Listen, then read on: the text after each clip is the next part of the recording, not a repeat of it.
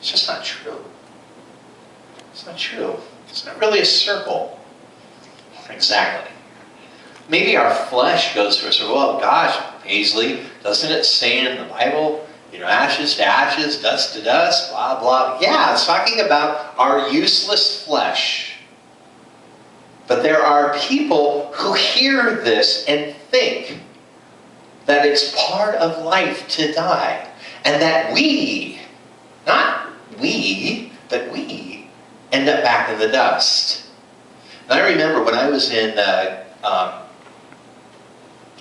junior high, and my friend Alan Catane died of leukemia. And I remember we went to his funeral. And I remember after his funeral, the friend of mine's mom who drove us to the funeral took us to Hamburger Hamlet for Coke floats. That was pretty amazing. I had never seen anything like a root beer float before that, and then to find out I could switch it to Coke, I was like, wow, that's a big day for me. But remember we were sitting there and we were talking, us boys were talking about how sad and confused we were. And I remember my friend's mom goes, look, when you're dead, you're dead. What? What does that mean? When you're dead, you're dead. I mean, you're over. It's done. It's hard for the people that are living, but for the person who's dead, they're dead. They don't care one way or the other. It's part of the food chain. And I'm sorry, the circle of life is a really pretty melodic way to say food chain. We become mulch. Well, it's just not the truth. My flesh may not survive the transition of time, but my spirit will never die. The question is how will it be spending eternity? Will it be comfy or uncomfy? And that's huge. It's huge. It's huge, and it's tacky and rude for me to make light of that. For me to say, am I going to have air conditioning or not? With all that I know, with all God has done in my life, it would be blasphemy. Maybe that's a big word for it, but it would be tacky, and it would be spiritually inappropriate, unsound, and ultimately not true. Because it's not an issue of air conditioning and too much heat, is it? It's the difference between spending eternity with my Creator or spending my eternity with the ramifications of choosing to never know Him. It's huge. Actually, it's the only thing that is huge. In fact, nothing else matters. In fact, every single good and bad thing we can imagine, from winning the lottery to, God forbid, losing a child, is nothing compared to air conditioning or heat. And to reduce it down to that, when I just said, where I spend eternity matters more than whether or not I outlive my kids, to reduce it to air conditioning and heat is the exact same thing as saying, well, it's just natural. It's just part of life. It's just, the circle of life. We're all just part of the food chain, and it really doesn't matter. It's just part of it. We just have to accept it. Christians protest everything. Christians protest everything. I think Christians protested a new M&M color. When it was between the blue or the purple M&M, when they had that, I know somewhere in the world Christians were protesting. Christians protest everything. Not all Christians, but there's always a Christian somewhere protesting something really stupid. When do you see Christians protesting death? Okay, when capital punishment happens. Nope. No. We celebrate that. We're all for it. Eye for an eye, man. Get those horrible child molester murderers off the planet. No, we don't protest death. Oh, we protest abortions. That's right, we do. God bless us. Of course, what we really want to do is kill the people who do them, but I don't think we are anti-death. I don't think we are. I think we're pro-death. I think we're pro-death. Yeah, I know. That's not going to be an email. That's going to be a snail letter with a gift in it. If I say stuff like that. Hear me out. I think we're pro-death when it's someone or something we can do without. I think, sadly, we use death, much like we use God, as kind of a really creepy Santa Claus. That, well, yeah, death was a blessing in this case. Or, oh, you know, you rape a bunch of women, yeah, you know, and kill them. I mean, you know, capital punishment. God says it in the Word. You get to die. John F. Kennedy Jr. was a player. Well, that's why the plane went down. Well, you know, if you're a player, you know, you probably should fly in the nose of God. You know? But, again, I watch a lot of Law and Order. This is a slippery slope here. This is a slippery slope. We are saying something that hurts God. Works for us when it's convenient and it suits our religion and our politics and our beliefs. Jesus had to come and die because of sin and death. So because of the common cold, Jesus had to come and die. Seriously. Because of all of the above, Jesus had to come and die. There was only one death that should be celebrated as a positive. There was only one death that did any good for anyone, ever.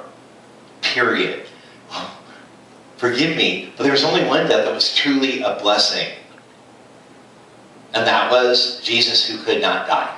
He could not be killed. He had to, on his own, give up his ghost. But sin and death could not contain him. But all other death is the result of sin. His death is the result of sin.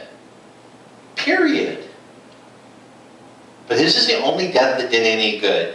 And the only thing we have in this life is to look at the fact that we're stuck in this time thing that will run out for us. And the only thing we can do about it is use the fact that we're on a sinking ship to lead as many people to the Lord before they drown. It doesn't exempt us from drowning as well. But we know what we have to look forward to because we're supposed to be experiencing it now. But if we are with people, if we know people, if we are around people who are espousing Christianity, that are poking their nose in politics, that are judging everyone who's not like themselves, who walk a certain type of walk and talk a certain type of talk and look a certain way just so they can fit in with the Joneses, but they are espousing a doctrine in doing that that does not lead to life everlasting for them, for you, for us, and for everyone around them. I am convinced we are obligated to speak up. Well, in God's time. God doesn't have time. Stop it. Stop this God's time. God doesn't have time. We are on earth with people. And absolutely, you prayerfully walk through all your situations, and especially with non-believers, you have to be especially tender. But when you know someone is a card-carrying member of the body of Christ, what exactly are you going to hurt by saying, excuse me, I don't mean to be rude, but what you just said simply isn't true. It's just not true. I didn't say, you're a horrible Christian and you're going to hell and I won't be your friend. I said, excuse me, I don't mean to be rude. I see stuff all the time that's a mistake. And people go, no, actually, no, that's not how that went. People correct me all the time. What is wrong with that? Why is it okay for people to correct me? And I can't turn around to someone who's perpetuating a false doctrine and say, I don't mean to be rude, but I don't think you should say that anymore. And this is why. We need to look at ourselves, and we need to look at our fellow Christian brothers and sisters that we know and say, how alive is this person? You're asking us to judge? No, I'm asking you to take responsibility. I'm telling you, you already know. I'm telling you already know who's around you, what they're like, and what fruit they're producing, because the Bible says that. You'll know them by their fruit. So you already know. I'm telling you to just open your eyes and keep them open and be honest and to say, you know, what kind of fruit are these people producing, and what can I do to first and foremost make sure I'm right with God and to help the people I supposedly care about?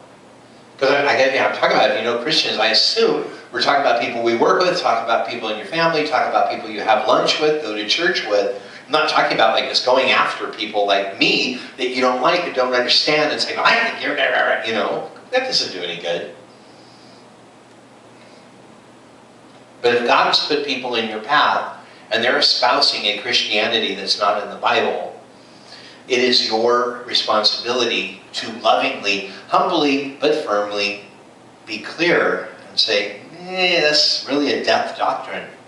It's really a death doctrine. And we're not supposed to be playing with dead things. We're supposed to be playing with alive things. And Christians have spent so much time saying, no violence, no profanity, no sex, no rock music, none of this exterior stuff. But all that exterior stuff Jesus addresses, you really don't have to worry about what's going in a person. It's what's coming out of a person and what's coming out of their mouth.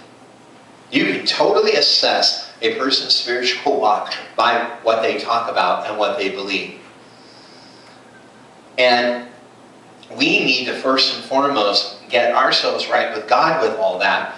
And we need to start being a light that so shines before men, and sometimes kind of shines light around people around us.